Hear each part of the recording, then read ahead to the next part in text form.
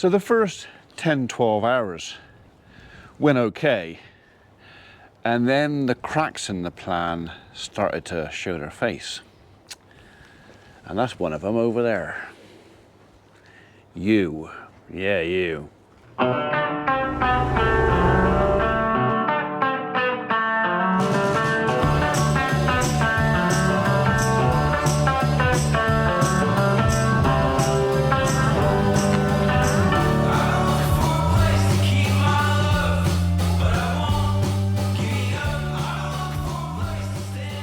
Some of you have already noticed the big square feeder in the yard here. And the reason for that was, well, two reasons. The main reason was our two youngest, smallest calves, that includes Rose's calf. I'm not sure if they got out through that or that. But whichever it was, they got out twice. And the problem with little calves getting out, although they couldn't actually escape because I'd accounted for that, just in case, the problem was they were going to lie in the food, and they won't just lie in it, they'll do other stuff in it as well, which is kind of undesirable. So yeah, for the adult cattle or the older cattle, the feed barriers and everything else work perfectly, really well. For the cheeky little devils like that thing over there, not so much. So first thing this morning, I didn't bother filming it because I just wanted to get on and get it done.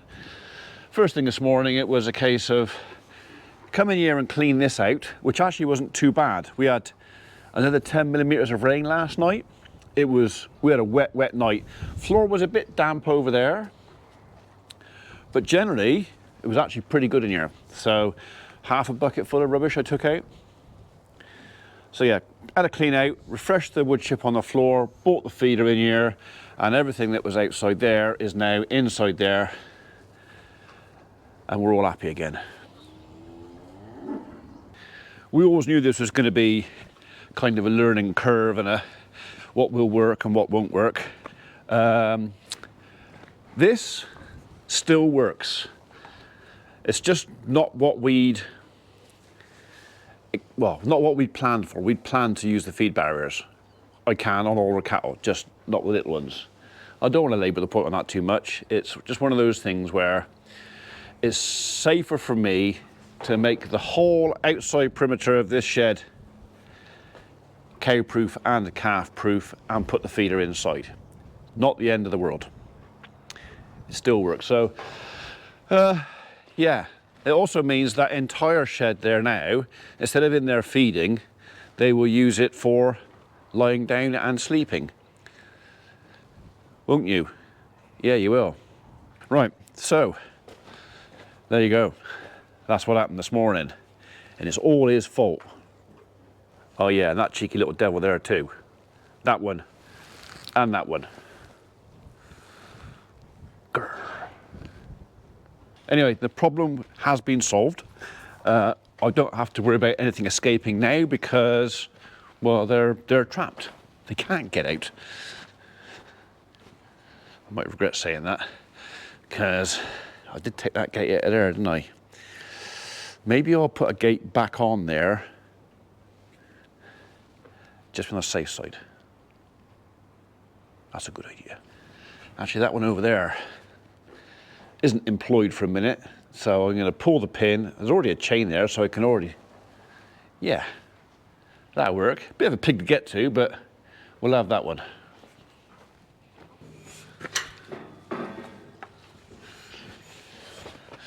Hopefully without knocking myself over.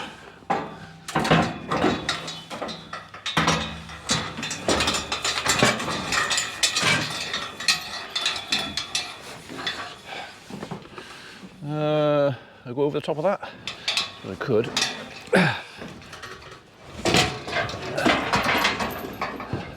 Let's do that.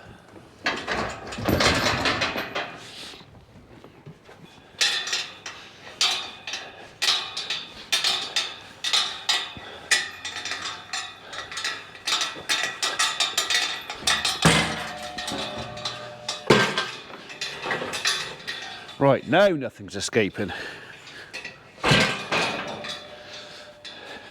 And out here, I moved that round bell feeder up this way about 6 feet, because it means I can now close that door, which I couldn't do before. So as long as they don't move it, the door just brushes that feeder, which means I can chain it shut this way or that. Well, shut them this way, shut them that way. Options. What? Eh? What? Yeah, I know. So that was this morning.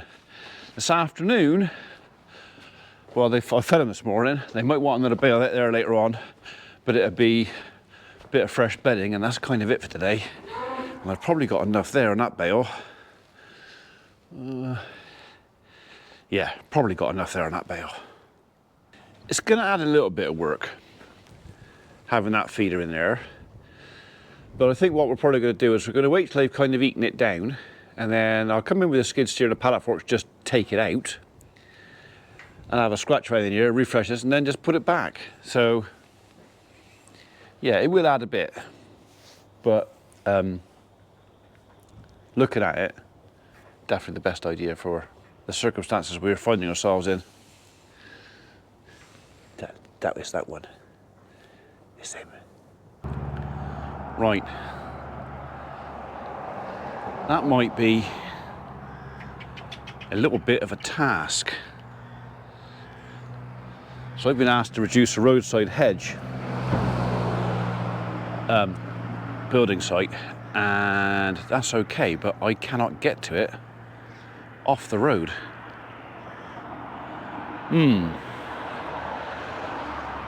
Seem to have a bit of a moat. As for the roadside,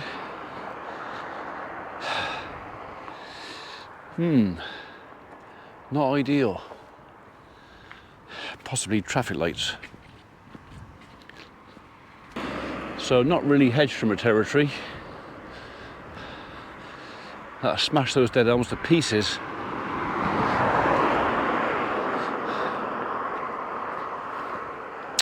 We'll give that some thought.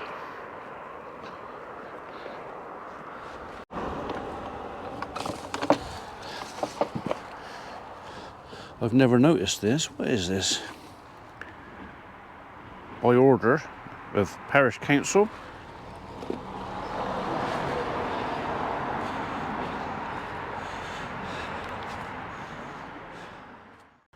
The village pound. A village pound is a small enclosure in which animals found straying were impounded until claimed by their owner. Okay. Well, I never. If I'm found straying, they put me in here. Keep the sheep in, I suppose. But I can see a limo or a scimitar going straight over that. So that's a new one on me. I don't know of any other local village pound. Have you got one in your village? Do you live somewhere in the country and you've got a little, what's that going to be? 30 foot by 30 foot? So, yeah. You could probably put 40 sheep in there. You got one of them in your village? Right, well, it's late. It is now, I say late, it's only 4:20 and it's getting dark. But I've come out of the house, been playing with my granddaughter, so I've kind of done no video this afternoon because I've been spending time with the family. I will show you what we had last night, if you can see that. That's the 10 mil.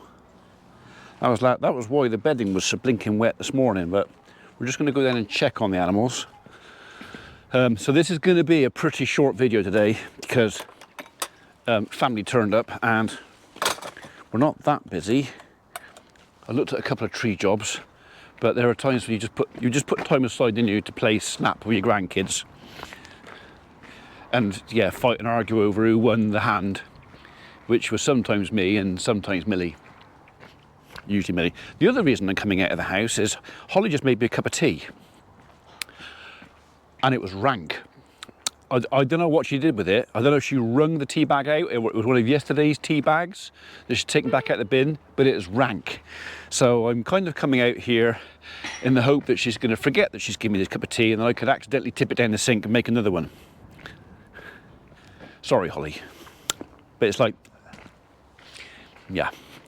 Right, so, where are we tonight? I don't think they're going to need another bale tonight. They've got plenty in there to keep them going overnight. Everybody's happy in there. Everybody's happy in there.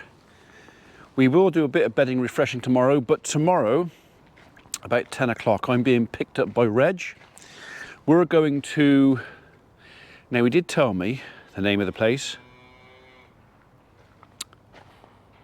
Anyway, wherever it is we're going to, they supply, deal in, whatever, tractor mounted sprayers. And Reg is selling his sprayer, so I won't have access to a sprayer. I've got my PA1 and my PA6. I've only got to take my tractor part of the ticket if I want to do it myself. So we're going to go and look at sprayers tomorrow and consider whether I buy my own. So we would be looking for an 18-metre boom, tractor mounted. I've only got 55, 60 acres to spray, so it's not like we've got lots and lots to do. I'm not interested in doing anybody else's. This is just for our own stuff. So, yeah, as we take it on the farm over there, and we will have spraying to do, whether I like it or not, whether it's liquid fertilizer, or whether it is a pesticide, or whether it is a herbicide, or a selective herbicide, whatever it is. Yeah, when you look at sort of £5, £6 an acre every time, it's kind of, we're just doing some research. And do I go to the bank next year and borrow a bit of money and say, I'll get my own sprayer, go off and do my ticket? I mean, I haven't got to do my ticket straight away. Reg has still got his. He's offered to keep his, and if I have to, he can do my spraying for me on my tractor. So no, he's not completely retired. Just mostly retired. Bit retired. Right, and this end, that was a fresh bale in there this morning, so they're going to be all right.